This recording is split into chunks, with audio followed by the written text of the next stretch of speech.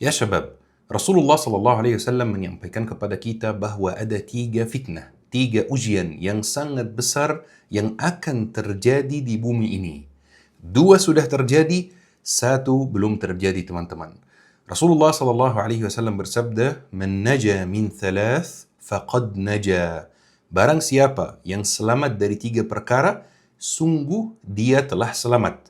Yang pertama, mauti, kematianku, karena banyak yang murtad setelah Nabi Muhammad meninggal dunia. Yang kedua, Dajjal, dan ini yang belum terjadi. Yang ketiga, wa qatlu khalifatin muhtadin, terbunuhnya seorang khalifah Rashid yang muhtadi. Khalifah yang dimaksud di sini teman-teman menurut banyak ulama adalah Sayyidina Utsman bin Affan. Dan kalau kita perhatikan teman-teman, semua fitnah yang terjadi di dunia sampai sekarang, bibitnya terjadi saat Sayyidina Utsman bin Affan dibunuh. Hari ini teman-teman, kita akan membuka lembar sejarah yang jarang sekali dibuka. Bayangkan teman-teman, sahabat Rasulullah SAW, Sayyidina Utsman bin Affan, yang pernah menikahi 2 dari putri Rasulullah SAW, orang paling berpengaruh nomor 3 dalam dakwah Islam, dikelilingi rumahnya oleh pelaku kudeta. Berhari-hari teman-teman sampai dibunuh di dalam rumahnya pas baca Al-Quran, dan bahkan istrinya jari tangannya dipotong. Banyak pertanyaan yang muncul di benak kita teman-teman. Sahabat Rasulullah yang lain di mana pas Sayyidina Utsman dibunuh? Dan kenapa sampai ada pemberontak? Kenapa sampai ada pelaku kudeta? Mereka itu siapa? Dan tujuannya apa? Dan kenapa mereka sampai membunuh Sayyidina Utsman? Ini teman-teman kajian khusus pecinta sejarah. Dan seperti biasa teman-teman, supaya kita bisa memahami sebuah peristiwa dalam sejarah, kita harus memahami latar belakangnya dan konteksnya dulu. Tapi sebelum kita cerita, ada 2 hal yang kita perlu sepakati. Perkara yang pertama, kita ini belajar sejarah untuk mencari hikmahnya, untuk mendapatkan pelajaran, untuk tidak mengulangi kesalahan. Kita tidak mempelajari sejarah untuk menjadi hakim atas perilaku orang lain. Kita tidak mempelajari sejarah agar kita mengatakan ini benar, ini salah, ini baik, ini buruk. Perkara yang kedua, pembunuhan Sayyidina Utsman tidak dilakukan oleh sahabat Rasulullah yang lain. Jadi para pelaku kudeta, para pembunuh Sayyidina Utsman, di antaranya tidak ada satu pun sahabat Rasulullah SAW. Teman-teman, kalau mau memahami ilmu agama, memahami Al-Quran, kuncinya adalah belajar bahasa Arab. InsyaAllah di Syabab Belajar Academy tersedia kelas bahasa Arab untuk pemula, untuk orang yang tidak tahu apa-apa tentang bahasa Arab. Ada kelas malam buat yang bekerja, ada kelas subuh sebelum berangkat kerja. Bismillah, daftarkan diri sekarang. Teman-teman, ayo kita naik mesin waktu dan pergi ke tanggal 1 Muharram tahun 24 Hijriyah. Di hari itu teman-teman, Sayyidina Umar bin Khattab dibunuh oleh orang namanya Abu Lu'lu'ah Al-Majusi. Saat itu teman-teman, Umar bin Khattab tidak memperhatikan dirinya yang sedang terluka. Umar bin Khattab memperhatikan urusan umat. Karena waktu itu belum ada pengganti yang siap langsung memimpin. Umar bin Khattab takut umat berselisih setelahnya. Siapa yang akan menjadi penggantinya? Jadi teman-teman, Sayyidina Umar bin Khattab membuat sistem yang sangat unik pada zamannya untuk memilih pemimpin berikutnya. Sistem yang luar biasa. Umar bin Khattab tidak menunjuk satu orang langsung, tetapi dia membiarkan umat yang memilih melalui sistem yang dia buat. Sistem ini namanya Syura Ahlul Halli wal Aqd. Umar bin Khattab memilih 6 orang yang luar biasa, sangat baik, agamanya lurus, ada jiwa pemimpinnya dan disukai oleh seluruh umat. Kontribusinya terhadap dakwah luar biasa. Sistem yang Sayyidina Umar buat bahwa 6 orang ini akan berkumpul di satu tempat, yaitu rumah putrinya Hafsah, dan mereka tetap di tempat tersebut sampai mereka, antara 6 orang ini, mereka sendiri memilih salah satunya untuk menjadi pemimpin. Tetapi teman-teman, ada aturannya dan syarat-syaratnya. Sistem yang luar biasa teman-teman. 6 orang yang Sayyidina Umar pilih adalah Utsman bin Affan, Ali bin Abi Talib, Abdurrahman bin Auf, Sa'ad bin Abi Waqqas, Az-Zubair bin Awam, Talha bin Ubaidillah. Nanti insyaAllah editor, desainer akan menambahkan beberapa nama di layar supaya teman-teman tidak lupa dengan namanya. 6 sahabat mulia Rasulullah sallallahu alaihi wasallam. Mereka berkumpul di rumah Hafsah dengan satu pengawas atau bisa dikatakan KPU pada zamannya, yaitu Abdullah bin Umar. Jadi Abdullah bin Umar tugasnya mengawasi mereka tapi tidak boleh dipilih sebagai pemimpin. Kemudian ada satu pasukan yang isinya 50 orang di bawah kepemimpinan Al-Biqdad bin Al-Aswad. Pasukan ini teman-teman tugasnya adalah mengawasi ruangan syurah ini dan menolak atau mencegah tekanan dari pihak luar. Kemudian Suhaib Ar-Rumi ditugaskan untuk mengimami solat untuk sementara karena belum ada pemimpin. Karena zaman dahulu teman-teman, pemimpin itu dia yang menjadi imam solat. Umar bin Khattab kasih mereka waktu 3 hari untuk pilih pemimpin teman-teman. Tetapi ada aturan-aturannya.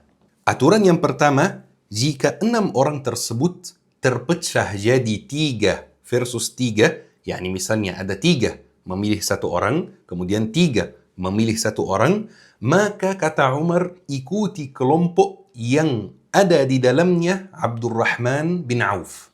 Misalnya ada kelompok A, Utsman dan 2 orang lagi. Kelompok A ini pilih Sayyidina Utsman, dan ada kelompok B, Sayyidina Ali dan 2 orang lagi. Kelompok B ini pilih Sayyidina Ali. Maka kata Umar, ikuti kelompok yang menang adalah kelompok di mana ada Abdurrahman bin Auf. Aturan yang kedua, jika 4 versus 2, maka 4 yang menang. Misalnya, jika kelompok A itu memilih Utsman dan 3 orang lagi. Ini kelompok A, berarti 4 orang. Kelompok B, Ali dan 1 orang lagi, berarti 2 orang saja. Maka pasti 4 yang menang. Tetapi kata Umar, jika 2 orang ini menolak untuk membaiat pemimpin yang dipilih oleh kelompok A, maka 2 orang ini, jika mereka memberontak, jika mereka menolak baiat, maka 2 orang ini harus diperangi, harus ditindak secara hukum.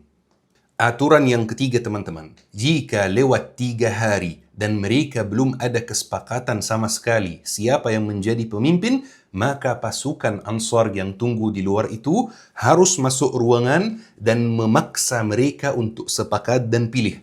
Pokoknya tidak boleh dari 3 hari. Setelah Sayyidina Umar bin Khattab meninggal dunia teman-teman, 6 orang ini berkumpul di rumah Hafsah dan mereka mulai proses pemilihan. Tetapi Talha bin Ubaidillah berhalangan untuk hadir, jadi diwakili oleh orang lain. Kita bicara teman-teman, kita cerita tentang hari pertama pemilihan. Di hari pertama teman-teman, pas mereka masuk, mereka diskusi beberapa jam dulu, kemudian tiba-tiba Az-Zubair bin Al-Awam mengundurkan diri dan mengatakan, aku berikan suaraku kepada Ali bin Abi Talib. Kemudian teman-teman, Sa'ad bin Abi Waqqas mengundurkan diri dan mengatakan, aku berikan suaraku kepada Abdurrahman bin Auf. Beberapa jam kemudian, masih di hari pertama, Talha bin Ubaidillah mengundurkan diri dan menyerahkan suaranya kepada Utsman bin Affan. Jadi sekarang teman-teman, calon khalifah, calon pemimpin tidak ada 6 lagi, adanya 3. Yang pertama, Ali bin Abi Talib. Yang kedua, Utsman bin Affan. Yang ketiga adalah Abdurrahman bin Auf. Hari pertama lewat teman-teman dan belum ada keputusan. Hari kedua mulai dan diskusi mulai lagi dan tiba-tiba terjadi hal yang luar biasa teman-teman. Abdurrahman bin Auf berkata, saya lepaskan diri dari pencalonan ini dan saya akan memilih siapapun yang paling layak menurut syariat. Demi Allah, saya tidak menginginkan kepemimpinan ini. Jadi teman-teman, kita masih di hari kedua, sekarang sudah ada 2 calon. Sayyidina Ali dan Sayyidina Utsman, kemudian Sayyidina Abdurrahman bin Auf sudah mengundurkan diri dan menjadi penentu siapa yang akan menjadi khalifah.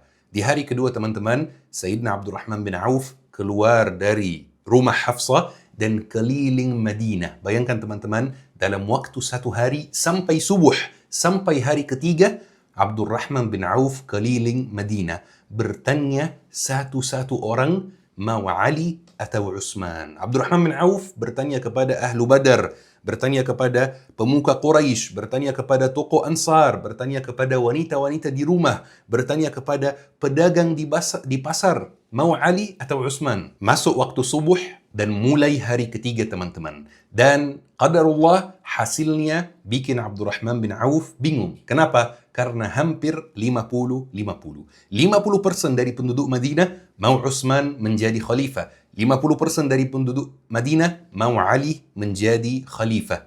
Maka Abdurrahman bin Auf di hari yang ketiga panggil Ali dan panggil Utsman dan bertanya kepada mereka satu pertanyaan. Ini pertanyaan yang akan menentukan siapa yang akan menjadi pengganti. Perhatikan pertanyaannya teman-teman karena sangat penting. Pertanyaannya adalah, apakah engkau bersedia bayat dan memimpin sesuai kitabullah, sesuai sunnah Rasulnya, sesuai sunnah Abu Bakar dan Umar? Sunnah artinya jalan teman-teman. Apakah engkau bersedia bayat dan memimpin sesuai kitabullah, sesuai jalan Rasulullah, sesuai jalan atau sunnah Abu Bakar dan Umar? Maka teman-teman, Ali memberi jawaban yang berbeda dengan Utsman. Dua-duanya bagus, tetapi jawaban ini menjadi penentu siapa yang akan menjadi pengganti. Kita perhatikan teman-teman, jawaban Sayyidina Ali dan jawaban Sayyidina Utsman. Jawaban Sayyidina Ali begini teman-teman, saya bersedia bayat dan memimpin sesuai kitabullah dan sesuai sunnah Rasulullah. Sementara sunnah Abu Bakar dan Umar, aku akan ijtihad menurut pandanganku.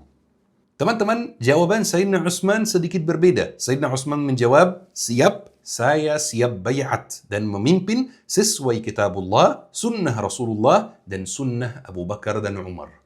Maka teman-teman, Abdurrahman bin Auf memutuskan dan mengumumkan pengganti Umar bin Khattab adalah Utsman bin Affan.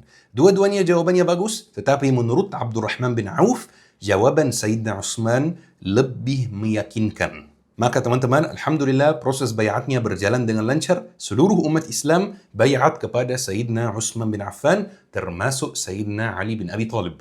Sayyidina Utsman teman-teman memimpin kurang lebih selama 12 tahun. 6 tahun pertama berjalan dengan lancar. 6 tahun pertama tidak ada masalah sama sekali teman-teman. Masalah ini mulai muncul di 6 tahun kedua. 7, 8, 9, 10, 11, 12. Baru muncul masalah. Tetapi teman-teman, supaya kita bisa memahami era Sayyidina Utsman, kita harus membayangkan dulu seperti apa kehidupan umat Islam di zaman Sayyidina Utsman. Karena fakta di lapangan teman-teman, kepemimpinan Sayyidina Utsman sedikit berbeda dengan kepemimpinan Umar bin Khattab. Perbedaannya bukan karena ada satu yang baik, satu yang buruk. Dua-duanya sahabat mulia Rasulullah sallallahu alaihi wasallam. Perbedaannya teman-teman karena kondisi umat Islam, kondisi negara Islam sudah berbeda teman-teman. Ana kasih beberapa contoh yang mengejutkan. Contoh yang pertama, di zaman Sayyidina Utsman, negara Islam itu benar-benar luas sekali. Lebih luas dari yang teman-teman bayangkan. Misalnya di zaman Sayyidina Umar, area-area yang dikuasai umat Islam sekitar 6 juta kilometer persegi. Sementara di zaman Sayyidina Utsman bin Affan, areanya atau negaranya seluas 12 juta kilometer persegi teman-teman. Tahu 12 juta itu seperti apa? Bayangkan teman-teman, semua negara ASEAN, Indonesia, Malaysia, Brunei, Singapura, dan lain-lain, plus semua negara Uni Eropa. Itu semuanya baru 9 juta teman-teman. 12 juta itu berarti 31 kali lipat Inggris yang sekarang. Negara yang luar biasa luas. Contoh yang kedua teman-teman, banyak sekali orang yang baru masuk Islam. Benar-benar baru kemarin masuk Islam. Mereka tidak melihat Rasulullah. Mereka tidak belajar dari Rasulullah. Mereka tidak begitu dapat pendidikan atau tarbiyah dari sahabat Rasulullah sallallahu alaihi wasallam. Karena sahabat itu memang jumlahnya banyak, tetapi sahabat yang besar yang merupakan ulama atau dosen atau guru waktu itu jumlahnya juga terbatas teman-teman. Contoh yang ketiga teman-teman, hidup di zaman Sayyidina Utsman itu benar-benar mewah teman-teman.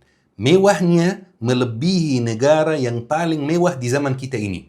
Dicatat dalam sirah teman-teman bahwa saking banyak uang yang masuk Baitul Mal, uangnya melimpah, masuk Baitul Mal, Kementerian Keuangan. Maka umat Islam waktu itu di beberapa waktu dipanggil 2 kali sehari untuk menerima uang. Uang apa itu? Itu uang gratis teman-teman. Uang yang dikasih dari negara kepada warganya. Bukan sekali sebulan, bukan sekali seminggu, tetapi kadang-kadang 2 kali sehari. Saking banyak uangnya. Dan setiap orang muslim pada saat itu dipenuhi dan dicukupi semua kebutuhan dasarnya. Roti, minyak, dan semua bahan-bahan pokok yang lain. Contoh yang keempat teman-teman, di zaman Sayyidina Umar bin Khattab, Sayyidina Umar melarang sahabat besar untuk keluar dari Madinah.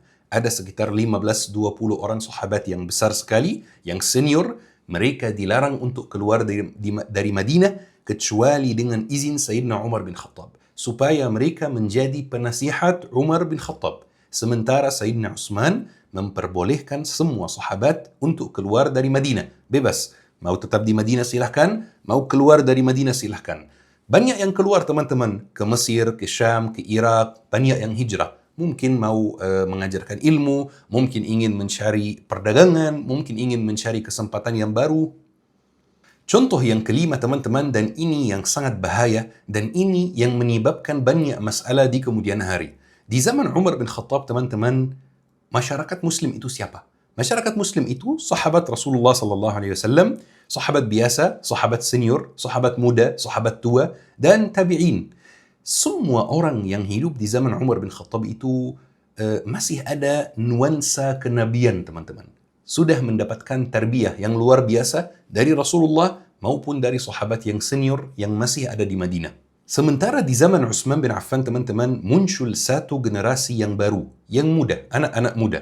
Beberapa dari mereka asli Arab, beberapa dari mereka campur. Misalnya ayahnya Arab, ibunya Persia, ayahnya Arab, ibunya Syam, ayahnya Arab, ibunya Mesir. Mereka itu tidak merasakan nuansa kenabian sama sekali. Mereka tidak mendapatkan tarbiyah seperti yang orang lain dapat di zaman Umar bin Khattab. Mereka tidak begitu menghormati para sahabat seperti orang-orang yang sebelumnya. Mereka muncul, tumbuh besar dalam kehidupan yang mewah, yang nyaman, dan mereka tidak merasakan sulitnya kehidupan. Mereka tidak mendapatkan ilmu agama yang cukup. Maka teman-teman, mereka tumbuh besar dalam keadaan sombong, dalam keadaan merasa mereka yang paling tahu sendiri, paling kaya, paling berhak dapat segala kebaikan dan segala hal.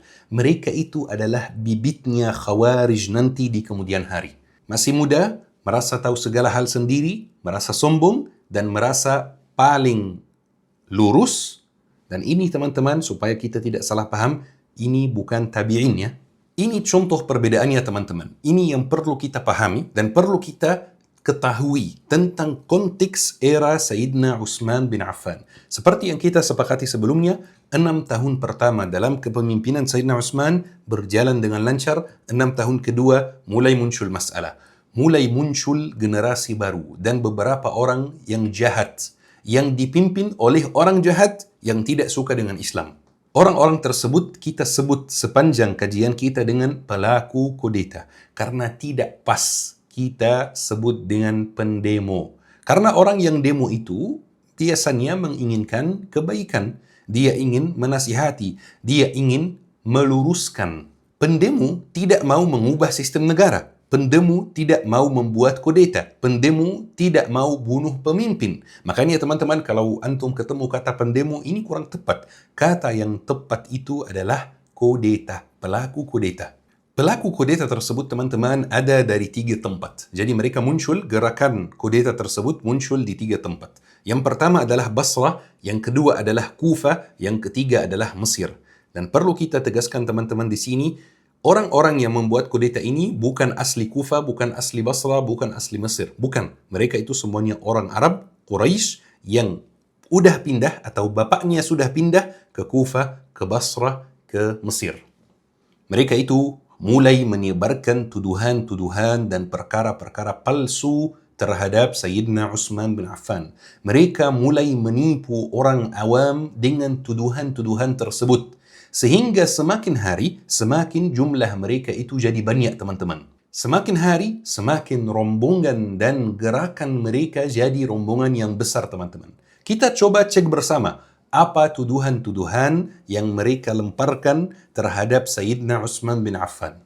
Misalnya, tuduhan yang pertama, mereka menuduh Sayyidina Utsman memberi jabatan kepada keluarganya dari Bani Umayyah. Keluarga Sayyidina Utsman itu namanya keluarga Bani Umayyah yang di kemudian hari menjadi Daulah Umayyah atau dinasti Umayyah. Mereka menuduh Sayyidina Utsman memberi jabatan gubernur, wali kota, hakim kepada keluarganya sendiri. Dan ini tidak benar 100% teman-teman. Memang ada beberapa gubernur, wali kota, pejabat dari keluarga Bani Umayyah dan jumlahnya juga tidak sedikit. Tetapi masih ada yang lain. Tidak bisa dikatakan semuanya. Misalnya ada gubernur Mesir, Amr bin al-As, itu diganti di kemudian hari. Ada gubernur Kufa, setelah Al-Walid, ada Sa'ad bin Abi Waqqas. Ada gubernur Oman, ada gubernur Bahrain. Itu semuanya bukan dari keluarga Bani Umayyah. Dan gubernur Bani Umayyah yang dilantik bukan orang remeh juga teman-teman. Mereka kebanyakan adalah sahabat mulia, terlepas dari keluarganya. Bahkan ada beberapa orang yang dilantik dari zaman Umar bin Khattab. Yang melantik mereka, walaupun mereka dari Bani Umayyah, yang melantik mereka adalah Umar bin Khattab. Seperti Sayyidina Muawiyah bin Abi Sufyan. Bahkan teman-teman, ketika ada satu gubernur dari Bani Umayyah yang terbukti bersalah, Utsman bin Affan menindak dia dengan tegas walaupun dari keluarganya sendiri. Misalnya ada contoh, ada satu gubernur namanya Al-Walid bin Uqbah. Dia memimpin Kufah teman-teman. Dia dari keluarga Sayyidina Utsman. Tiba-tiba teman-teman, warga Kufah datang kepada Sayyidina Utsman dan mengadu kepada Sayyidina Utsman. Menuduh Al-Walid dengan tuduhan yang sangat aneh. Menuduh Al-Walid yang merupakan sahabat Nabi Muhammad SAW, menuduh dia minum khamar secara terang-terangan teman-teman. Dan teman-teman, mereka menuduh Al-Walid mengimami salat subuh dalam keadaan mabuk. Bukan hanya itu, mereka menuduh Al-Walid mengimami salat subuh 4 rakaat. Dan setelah selesai 4 rakaat, dia dituduh bahwa dia menentang jamaah dan mengatakan kepada mereka, mau lagi enggak? Maksudnya, mau tambah rakaat lagi enggak gitu. Karena mabuk dan sudah minum khamar katanya. Walaupun itu teman-teman tuduhan yang aneh terhadap salah satu sahabat Rasulullah SAW, walaupun itu ketika Utsman bin Affan menerima laporan tersebut dan menerima saksi-saksi dan kemungkinan besar saksi palsu, ketika dia menerima laporan, menerima saksi, langsung dipecat. Al-Walid langsung dipecat.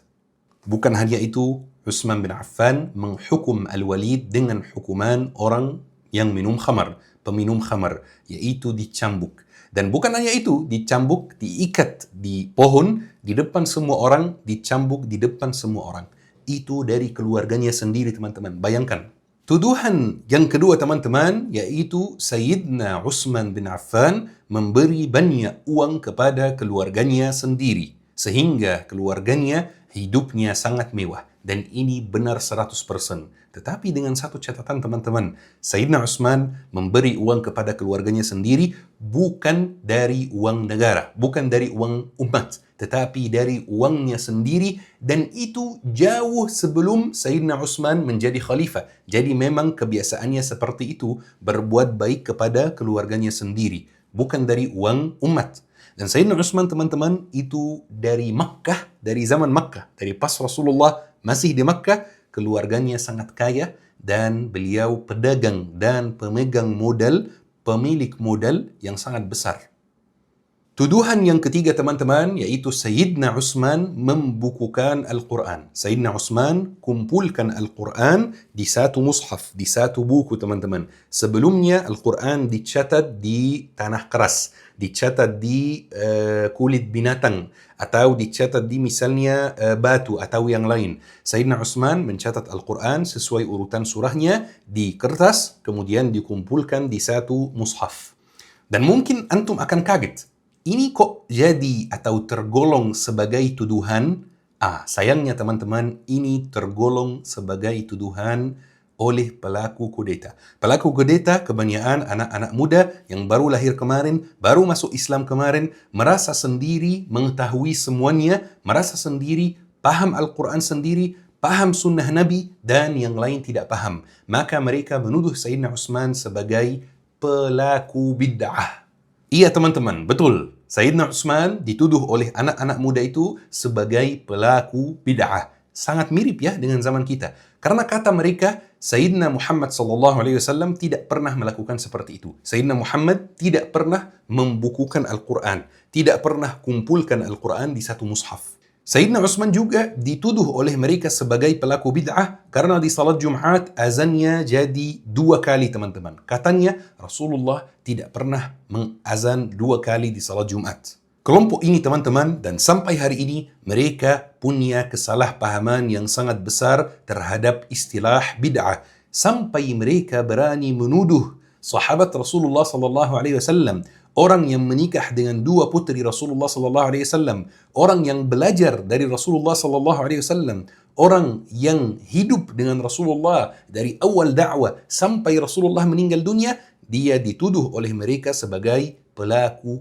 bid'ah, teman-teman. Bayangkan, itu hal yang benar terjadi. Tuduhan yang keempat, teman-teman, bahwa Sayyidina Utsman memberi uang lebih kepada warga Madinah. Kan kita sudah sepakat sebelumnya bahwa setiap orang itu, setiap warga muslim waktu itu menerima gaji dari negara, menerima uang dari negara. Mereka menuduh Sayyidina Utsman mengkhususkan atau mengistimewakan warga Madinah, diberi gaji yang lebih besar, teman-teman. Dan itu jujur, itu benar 100%. Kenapa kira-kira Sayyidina Utsman melakukan seperti ini? Jawabannya, teman-teman, karena warga Madinah atau kota Madinah waktu itu tergolong kota yang ekonominya kurang lancar. Walaupun ibu kota, ekonominya kurang lancar. Ekonomi kurang lancar di Madinah, tetapi lebih lancar di Mesir, lebih lancar di Irak, lebih lancar di Syam. Jadi lama-lama, teman-teman, Madinah mulai sepi. Makin hari jumlah penduduknya makin berkurang. Kenapa kira-kira? Karena mereka meninggalkan Madinah dan pergi ke tempat yang lain untuk mencari bisnis yang lebih lancar, ekonomi yang lebih lancar, pasar yang lebih lancar. Bayangkan, teman-teman, ibu kotanya jadi miskin, ekonominya kurang lancar karena penduduknya sangat sedikit. Makanya, teman-teman, Sayyidina Utsman membuat satu kebijakan bahwa uang yang diterima oleh warga Madinah itu lebih besar dari uang yang diterima warga lain, supaya menarik orang-orang untuk tinggal di Madinah. Misalnya, kalau orang luar Madinah terima 10 juta, mereka akan terima 15 juta. Dan ini sangat adil menurut saya, teman-teman. Kita sekarang ada yang namanya UMR misalnya, konsepnya kurang lebih sama. Tuduhan yang kelima, teman-teman, mereka menuduh Sayyidina Utsman merubah agama Allah Subhanahu wa Ta'ala. Kok bisa, teman-teman? Iya, karena biasanya di musim haji, teman-teman, di Mina, perintah dari Rasulullah SAW untuk qasar salat, yang 4 jadi 2. Tetapi ketika Sayyidina Utsman di Mina, Sayyidina Utsman tidak qasar salatnya. 4 tetap dilaksanakan 4. Jadi semua orang kaget. Kenapa tidak diqasar seperti yang Rasulullah lakukan? Maka Sayyidina Utsman menjawab, karena musim haji itu musim berkumpulnya semua orang yang baru masuk Islam. Seperti orang hari ini mu'allaf, besok umrah. Konsepnya seperti itu, teman-teman. Maka Sayyidina Utsman takut kalau mereka itu lihat Sayyidina Utsman, lihat khalifah, lihat pemimpin, salat zuhurnya 2, salat isyanya 2, salat asarnya 2, mereka mengira bahwa zuhur memang 2, asar memang 2, isya memang 2. Maka Sayyidina Utsman memutuskan untuk tetap salat 4 sebagai pelajaran buat mereka bahwa zuhur 4, asar 4, isya 4. Waktu itu, teman-teman, tidak ada ChatGPT. Misalnya buka asar berapa rakaat, zuhur berapa rakaat, isya berapa rakaat. Mereka lihat pemimpin salat 2, mereka ikut 2 selamanya. Makanya, teman-teman, mereka menuduh Sayyidina Utsman sebagai orang yang merubah agama Allah Subhanahu wa Ta'ala, menambahkan ajaran baru yang tidak ada pada agama Allah Subhanahu wa Ta'ala. Ini 5 tuduhan utama, teman-teman. Sebenarnya masih ada tuduhan-tuduhan lain, tetapi ini 5 tuduhan utama dan yang paling bahaya antara tuduhan-tuduhan mereka. Seperti yang kita cerita, teman-teman, dari tahun ke-7 dalam kepemimpinan Sayyidina Utsman mulai terjadi masalah sampai tahun ke-12, teman-teman. Akhir 11, ke-12, sekitar itu. Mereka mulai bergerak. Pelaku kudeta mulai bergerak untuk menurunkan Sayyidina Utsman dan mengkudeta Sayyidina Utsman dan membunuh Sayyidina Utsman. Mereka, teman-teman, bergerak dari kotanya masing-masing di musim haji. Kenapa di musim haji? Supaya keluarnya mereka dari kotanya tidak mencurigakan. Ada rombongan yang keluar dari kotanya mungkin mereka mau haji dan memang mereka pakai pakaian ihram. Itu alasan yang pertama. Alasan yang kedua, supaya penduduk Madinah itu sepi. Kebanyakan penduduk Madinah waktu itu pergi haji ke Makkah. Jadi Madinah itu sepi sekali, teman-teman. Dan yang ketiga, teman-teman, mereka membuat dalih. Mereka mengatakan kepada orang yang mereka sampai ketika OTW Madinah, kami datang ke sini untuk melaporkan beberapa keluhan kami kepada khalifah. Jadi mereka nggak berangkat dari kotanya dengan misalnya membawa bendera turun wahai Utsman gitu, nggak ada. Mereka berangkat seolah-olah mereka datang ke Madinah hanya untuk melaporkan beberapa hal kepada Sayyidina Utsman. Di sini teman-teman mulai ceritanya. Mereka bergerak dari kotanya masing-masing, Mesir, Kufah, Basrah, dan mereka sampai Madinah. Pas Madinah lagi sepi, tidak ada orang kecuali sedikit, dan mereka duduk di perbatasan Madinah. Kenapa duduk di perbatasan Madinah? Supaya mereka terlihat sopan. Kami duduk di perbatasan Madinah, minta izin kepada khalifah supaya diperbolehkan masuk. Supaya mereka terlihat sopan, baik-baik saja, dan lain-lain. Padahal teman-teman, mereka itu bawa pedang dan sudah siap untuk perang.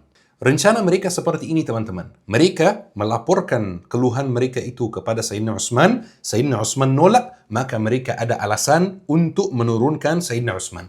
Ini rencana mereka. Ketika Sayyidina Utsman mendengar kabar bahwa mereka sudah di perbatasan Madinah, maka Sayyidina Utsman minta saran kepada sahabat yang di sekitarnya yang jumlahnya sedikit. Menurut kalian, apakah bagusnya aku memperbolehkan mereka masuk Madinah atau aku keluar ke perbatasan kota Madinah, bertemu dengan mereka, mendengar dari mereka langsung? Semua sahabat menasihati Sayyidina Utsman, biarkan mereka masuk saja, kecuali Ali bin Abi Thalib. Ali bin Abi Thalib mencurigai mereka. Dan Ali bin Abi Thalib menyampaikan kepada Sayyidina Utsman, jika mereka masuk, mereka tidak akan keluar. Maka teman-teman, Sayyidina Utsman keluar ke perbatasan kota Madinah dan mendengar langsung keluhan dan laporan mereka. Mereka bertemu di perbatasan Madinah dan Utsman bin Affan mendengar keluhannya, dan kejutannya teman-teman, semua permintaan mereka dikabulkan oleh Utsman bin Affan. Sampai mereka syok. Kenapa mereka syok? Karena kami sudah tidak ada alasan lagi, tidak ada dalih lagi untuk menyerangi Utsman bin Affan. Semua permintaan kami dikabulkan. Gubernur yang mereka tidak sukai dipecat. Uang yang diberikan banyak kepada warga Madinah, khalas, tidak lagi, disamakan, diratakan semua. Mereka kaget teman-teman, kok rencana kami gagal ya? Dan mereka pulang. Mungkin teman-teman akan kaget, kok mereka pulang? Terus kelanjutannya gimana? Masalahnya gimana? Apa yang terjadi? Mereka pulang teman-teman, atau lebih tepatnya pura-pura pulang sambil mempersiapkan masalah lain dan alasan lain. 4 hari kemudian setelah mereka pulang teman-teman, tiba-tiba mereka kembali lagi, tapi kali ini mereka tidak minta izin di perbatasan Madinah, mereka langsung masuk Madinah, pegang pedangnya dan masuk Madinah dalam keadaan yang sangat marah, mengancam warga Madinah, mengancam para sahabat Rasulullah SAW, barang siapa yang menghalangi kami, kami akan membunuhnya. Semua orang kaget termasuk Sayyidina Utsman sendiri. Kan kalian kemarin datang dan aku sudah mengabulkan semua permintaan kalian, kenapa kalian datang lagi dalam keadaan marah seperti itu? Ternyata teman-teman, mereka menyampaikan cerita palsunya. Mereka teman-teman palsukan surat atas nama Utsman. Mereka membuat surat palsu atas nama Utsman. Surat ini isinya apa? Surat ini isinya, jika rombongan pelaku kudeta ini pulang ke Mesir, maka bunuhlah mereka. Dan mereka menyampaikan cerita palsu bahwa saat mereka OTW pulang dalam keadaan damai dan tenang, tiba-tiba mereka melihat satu orang yang naik kuda dan bawa surat tersebut. Maka mereka menghentikan orang tersebut dan mereka periksa dia dan mereka ketemu suratnya yang isinya perintah pembunuhan dari Utsman bin Affan ke wali Mesir untuk membunuh para pelaku kudeta saat mereka kembali ke Mesir. Jadi mereka menuduh Sayyidina Utsman menipu mereka, mengabulkan permintaan mereka tetapi diam-diam memerintahkan wali Mesir untuk membunuh mereka. Kemudian mereka memalsukan 2 surat lagi teman-teman. Surat yang pertama atas nama Ali bin Abi Thalib, surat yang kedua atas nama As-Sayyidah Aisyah.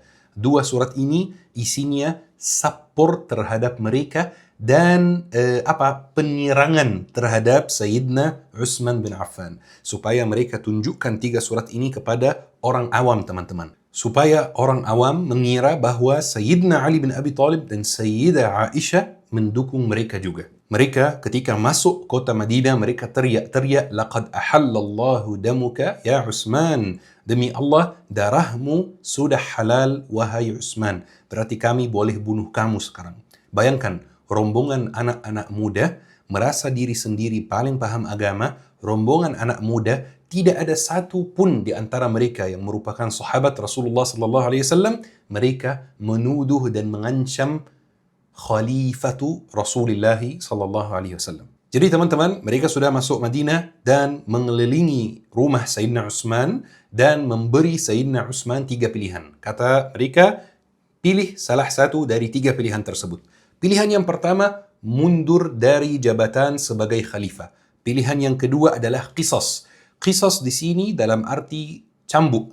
Jadi Utsman menyerahkan dirinya kepada mereka dan mereka akan mencambuk Utsman sesuai jumlah yang mereka rasakan sudah oke. Yani misalnya kalau satu orang dizalimi oleh Utsman, maka dicambuk misalnya 100 kali. Bayangkan jika ada 1000 orang yang dizalimi oleh Utsman, kata mereka, maka bayangkan ribuan kali dicambuk kepada pria yang umurnya 80 tahun. Sayyidina Utsman, teman-teman, di posisi tersebut umurnya 80 tahun. Pilihan yang ketiga, teman-teman, adalah bunuh Sayyidina Utsman bin Affan. Sayyidina Utsman dibunuh oleh mereka. Itu pilihan yang ketiga.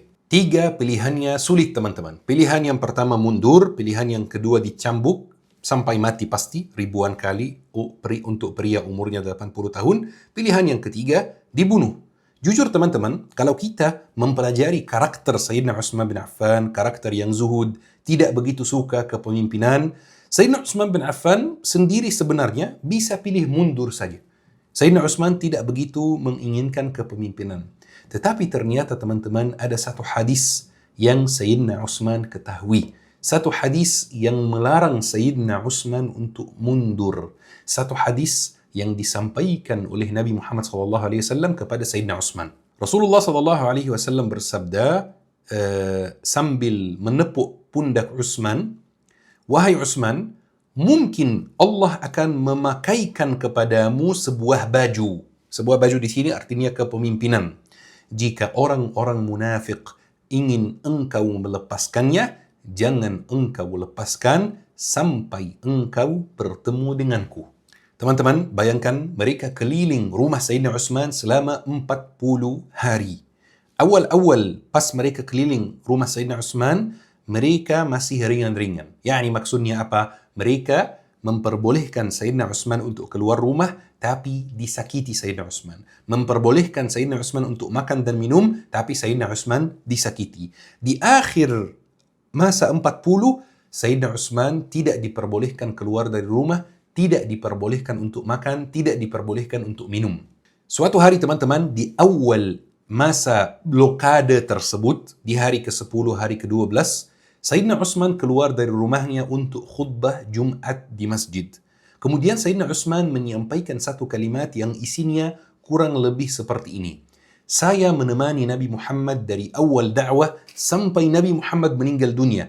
Kemudian ada beberapa orang yang mau mengajariku seperti apa sunnah Nabi Muhammad SAW. Salah satu dari pelaku kudeta yang hadir di masjid waktu itu mengatakan di tengah khutbah, "Iskut ya Na'thal faqad baddalt." Diam wahai Na'thal. Na'thal itu ibarat kata bodoh. Diam wahai orang yang bodoh. Sesungguhnya kamu telah mengantikan atau kamu telah menyimpang dari sunnah Nabi Muhammad SAW. Di sini bisa diterjemahkan mengantikan atau menyimpang. Kalau mengantikan maksudnya menggantikan sunnah Nabi Muhammad dengan amalanmu yang bid'ah, atau menyimpang dari sunnah Nabi Muhammad SAW. Mirip sekali ya teman-teman dengan zaman kita. Sayyidina Utsman bin Affan menjawab dengan satu kalimat, "Bal anta." Kamu yang mengantikan, kamu yang menyimpang dari sunnah Nabi Muhammad SAW. Jadi para pelaku kudeta, para khawarij itu mulai lempar Sayyidina Utsman dengan batu sampai ada Sayyidina Utsman terluka, teman-teman. Sampai salah satu dari mereka mengambil tongkat Sayyidina Utsman. Tongkat ini dihadiahkan kepada Sayyidina Utsman oleh Nabi Muhammad SAW. Dia mengambil tongkatnya dan menghancurkan tongkatnya. Kenapa? Khurafat katanya. Bid'ah katanya. Tidak boleh seperti itu dalam Islam katanya. Di sini teman-teman mungkin akan muncul di benak kita satu pertanyaan. Kenapa sahabat Rasulullah SAW tidak menolong Sayyidina Utsman? Kenapa mereka tidak angkat senjata, angkat pedang, dan mulai perangi para kudeta tersebut? Baik teman-teman, ana jelaskan alasannya. Alasan yang pertama, kebanyakan para sahabat itu di luar Madinah. Kebanyakan mereka di musim haji. Sayyidina Utsman sendiri ada rencana untuk haji, tapi gara-gara pelaku kudeta tersebut, Sayyidina Utsman gagal berangkat haji. Jadi Madinah sedang sepi teman-teman. Jumlah para pelaku kudeta jauh lebih banyak 3 kali lipat jumlah penduduk Madinah. Yang kedua teman-teman, sahabat Rasulullah tidak pernah menyangka bahwa masalah ini akan berujung pembunuhan. Mereka mengira ini cuman perselisihan dengan beberapa anak yang kurang ajar saja. Kemudian masalahnya selesai. Mereka tidak menyangka akan sampai terjadi pembunuhan. Yang ketiga, ada beberapa sahabat yang mau menolong, seperti Ali bin Abi Thalib, seperti Marwan bin Hakam, seperti Al-Hasan, seperti Abdullah bin Az-Zubair. Tetapi Sayyidina Utsman sendiri melarang mereka untuk menolong, supaya tidak terjadi perang saudara, supaya tidak terjadi pertumpahan darah antara kaum muslimin. Yani misalnya kaum Ansar sudah mulai siapkan pasukan teman-teman. Sayyidina Abdullah bin Umar pakai baju perang 2 kali sehari untuk siap-siap perangi mereka. Dan Abdullah bin Az-Zubair sudah pakai baju perang menunggu perintah Utsman. Jadi ada yang mau menolong, bukan ditinggalkan begitu saja. Sayyidina Utsman teman-teman pernah minta saran kepada Sayyidina Abdullah bin Umar. Apa yang saya harus lakukan? Maka Sayyidina Abdullah bin Umar bertanya kepada Sayyidina Utsman. Ara'aita in khala'ta tutraka mukhalladan fid dunya? Jika kamu mundur, apakah kamu akan hidup selamanya? Maka Sayyidina Utsman menjawab, tidak. Jadi Sayyidina Umar bertanya lagi, fahal yamlikuna al-jannah wan nar? Apakah mereka mempunyai surga atau neraka? Apakah mereka mampu memasukkan kamu ke surga atau ke neraka? Sayyidina Utsman menjawab, tidak. Maka Sayyidina Abdullah bin Umar bertanya lagi, Ara'aita hal yaziduna ala qatlika? Apakah mereka mampu melaksanakan sesuatu yang lebih buruk dari pembunuhan? Maksudnya apa? Maksudnya paling mati syahid. Apakah ada sesuatu yang buruk, yang lebih besar dibanding pembunuhan? Kata Utsman, tidak. Maka kata Abdullah bin Umar, saya berpendapat, jangan mundur. Jangan biasakan orang, jangan biasakan masyarakat. Setiap kali mereka tidak suka sama pemimpinnya, mereka membuat kudeta terhadap pemimpinnya. Jadi teman-teman, sekarang kondisinya 40 hari Sayyidina Utsman rumahnya dikelilingi oleh pelaku kudeta. Kita sekarang di masa akhir blokade. Di hari 37, hari 38, Sayyidina Utsman tidak diperbolehkan makan atau minum. Tidak boleh keluar rumahnya. Makanan dan minuman yang ada di rumah Sayyidina Utsman sangat sedikit teman-teman. Tapi terjadi masalah yang besar teman-teman. Para pelaku kudeta mulai mendengar kabar bahwa jamaah haji mulai pulang ke Madinah. Mereka juga mendengar kabar bahwa Sayyidina Muawiyah bin Abi Sufyan menyiapkan pasukan dari Syam untuk menolong Sayyidina Utsman di Madinah. Maka teman-teman, pelaku kudeta memutuskan untuk menyelesaikan masalah ini sebelum warga Madinah kembali ke Madinah dan sebelum Sayyidina Muawiyah bin Abi Sufyan mengirim pasukannya. Mereka memutuskan untuk membunuh Sayyidina Utsman bin Affan. Sehari sebelum Sayyidina Utsman dibunuh teman-teman, Sayyidina Utsman naik di atas rumahnya dan memberi khutbah. Khutbah tersebut ditunjukkan kepada seluruh umat Islam dan kepada pelaku kudeta. Khutbahnya sangat penting teman-teman dan sangat menyentuh hati. Disampaikan oleh pria yang umurnya 80 tahun yang sudah capek karena makanannya sedikit, karena minumannya sedikit. Teman-teman, dengar khutbah ini atau dengar, sebenarnya khutbahnya tidak panjang. Dengar beberapa kalimat ini dengan hati antum. Kata Sayyidina Utsman, segala puji bagi Allah, tiada sesembahan yang benar selain Dia. Amma ba'du, wahai manusia, demi Allah, aku tidak pernah menambah satu pun dari sunnah Rasulullah SAW. Aku tidak merubahnya, aku tidak pula menggantinya. Kalian semua tahu bahwa aku adalah orang yang paling pemalu di hadapan Allah, dan aku adalah sahabat Rasulullah dalam malam dan siangnya, dalam rahasia dan terang-terangnya. Wahai kaumku, janganlah kalian membunuhku. Demi Allah, jika kalian membunuhku, kalian tidak akan salat bersama lagi setelah ini. Dan kalian tidak akan bersatu atas satu imam selama-lamanya. Wahai kaumku, kalian meminta agar aku mencopot baju yang Allah pakaikan kepadaku. Demi Allah, aku tidak akan mencopotnya. Demi Allah, aku tidak akan mencopotnya. Karena ketaatan kepada Rasulullah SAW yang memerintahkanku agar tidak melepaskannya. Wahai kaumku, demi Allah, aku tidak pernah menumpahkan darah siapapun. Aku tidak pernah mengharamkan yang halal, tidak pernah menghalalkan yang haram, tidak menzalimi seorang pun dari kaum muslimin, baik dalam jiwa maupun harta. Jika kalian membunuhku, aku mengingatkan kalian kepada Allah tentang darahku. Karena Rasulullah SAW bersabda, bersabarlah wahai Utsman, engkau akan diuji dan mereka akan meminta agar engkau melepaskan baju yang Allah pakaikan untukmu, maka jangan engkau lepaskan. Ya Allah, saksikanlah bahwa aku telah menasihati mereka, menyeru mereka kepada perdamaian dan melarang dari pertumpahan darah, tetapi mereka memilih fitnah. Cukuplah Allah bagiku dan dialah sebaik-baik pengatur urusan.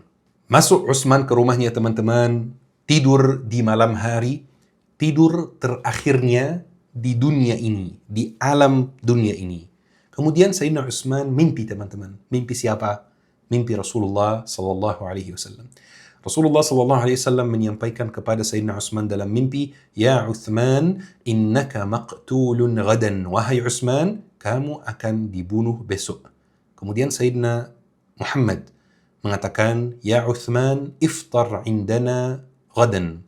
Wahai Utsman, berbukalah puasa bersama kami besok. Sayyidina Muhammad bersama Sayyidina Abu Bakar, bersama Sayyidina Umar. Sayyidina Utsman bangun sebelum subuh dengan niat puasa karena Sayyidina Utsman sudah tahu bahwa dia akan buka puasa bersama Rasulullah SAW, bersama Abu Bakar, bersama Umar. Dia tidak akan buka puasa di dunia, dia akan buka puasa di alam lain. Kemudian Sayyidina Utsman mengganti pakaiannya. Sayyidina Utsman tidak pakai jubah, Sayyidina Utsman pakai celana. Padahal Sayyidina Utsman jarang sekali pakai celana. Maka Sayyidina Utsman ditanya sama istrinya, kenapa pakai celana? Kata Sayyidina Utsman, supaya pas mereka membunuh aku, auratku tidak kelihatan. Semua orang yang di rumah Sayyidina Utsman, pelayan, hamba sahaya, dan lain-lain, disuruh pulang sama Sayyidina Utsman, kecuali istrinya. Supaya pas mereka masuk rumah, tidak terjadi pertumpahan darah yang banyak. Kemudian teman-teman, Sayyidina Utsman duduk dalam keadaan puasa, duduk untuk membaca Al-Quran. Supaya pas mereka bunuh Sayyidina Utsman, mereka membunuh Sayyidina Utsman dalam keadaan baca Al-Quran. Tiba-tiba ada orang dari pelaku kudeta yang masuk rumah Sayyidina Utsman. Orang tersebut teman-teman akan kaget mendengar namanya. Orang tersebut adalah Muhammad bin Abu Bakar As-Siddiq.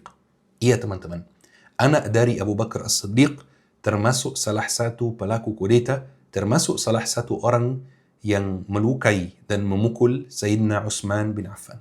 Muhammad bin Abu Bakar As-Siddiq lahir saat ayahnya sudah tua, saat Abu Bakar As-Siddiq sudah tua. Pas Abu Bakar As-Siddiq meninggal dunia, Muhammad bin Abu Bakar As-Siddiq umurnya 3 tahun saja. Jadi dia tidak melihat ayahnya, tidak belajar dari ayahnya, tidak mendapatkan tarbiyah dan pendidikan dari ayahnya. Ayahnya meninggal dunia dalam usia yang sangat muda. Muhammad bin Abu Bakar As-Siddiq masuk rumah Utsman, pegang jenggot Utsman dengan kuat, kemudian mengatakan kepada dia, siapa yang mampu melindungi kamu hari ini? Maka Sayyidina Utsman menjawab dengan satu kalimat yang sederhana. Laqad ahanta lihyatan akramaha abuka Abu Bakar As-Siddiq. Kamu telah menghina jenggotku, di mana jenggot aku ini dimuliakan oleh ayahmu Abu Bakar As-Siddiq. Tiba-tiba teman-teman, Muhammad tertampar dengan kalimat-kalimat ini. Dan Muhammad memutuskan untuk mengundurkan diri. Tapi sudah sangat telat teman-teman. Khawarij-khawarij yang lain, pelaku-pelaku kudeta yang lain, mulai masuk rumah Sayyidina Utsman, jumlahnya 13 orang teman-teman. Di luar rumah Sayyidina Utsman, ada beberapa sahabat yang ikut mulai terjun di lapangan, menjaga rumah Sayyidina Utsman, seperti Abdullah bin Az-Zubair, Al-Hasan bin Ali, seperti Marwan bin Al-Hakam, dan banyak dari mereka dilukai oleh pelaku kudeta. Orang kedua yang mendekati Sayyidina Utsman ketika membaca Al-Quran, Sayyidina Utsman tiba-tiba mengucapkan satu kalimat kepada dia, yaitu Al-Quran adalah hakim antara aku dan kamu. Maka orangnya tertampar dan orangnya takut dan orangnya mundur. Kemudian ada orang ketiga yang mendekati Sayyidina Utsman. Dia mencoba untuk pukul Sayyidina Utsman. Dia mencoba untuk memisahkan kepala Sayyidina Utsman dari badannya. Tetapi Sayyidina Utsman melindungi lehernya dengan tangannya. Maka tangannya kena pedang. Dan tangan Sayyidina Utsman terpotong. Sayyidina Utsman menyampaikan satu kalimat, demi Allah, ini adalah tangan yang pertama kali mencatat Al-Quran. Tangan yang kamu potong ini adalah tangan yang pertama kali mencatat wahyu Al-Quran. Setelah itu teman-teman, istri Sayyidina Utsman masuk mendekati Sayyidina Utsman, memeluk Sayyidina Utsman.